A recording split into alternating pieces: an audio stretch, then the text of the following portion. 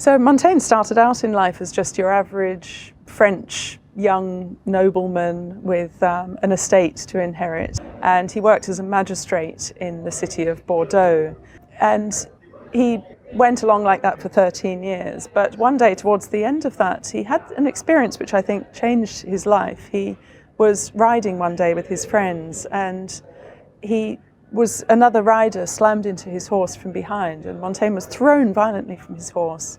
He landed with such a bang on his head that he was knocked out. Also, he had a blow to his chest which made him vomit blood, and his friends carried him back to his house. And according to what they told him afterwards, he was tearing at his clothes, and he was very distressed and looked as if he was suffering.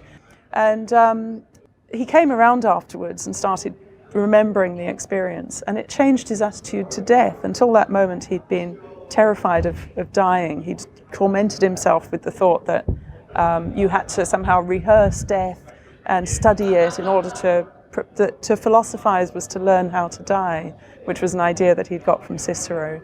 But afterwards he completely changed his mind about that and began to think that actually when death comes, you're not even there because you're drifting in this pleasurable state. It was like falling asleep, very pleasurable, voluptuous, as he said, and it was as if life was just touching him by the tip of the lips, and he was drifting away.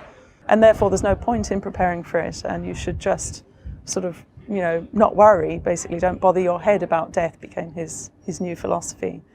But it did change his attitude to life rather than to death, and after that he started to seem to think slightly differently, and very shortly after that he resigned his job as magistrate, and he retired to look after his estate full-time because he'd inherited his estate. But also he began to write, and he began to write these little narratives of his reading, things that he'd picked up, things that interested him. And as he went on, he became more interested in his own experience of the world, and he began to write about, finally he started writing about that near-death experience.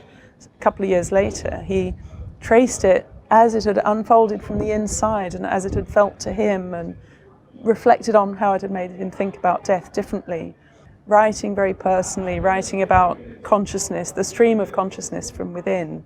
And it was that made him the extraordinary writer that he became.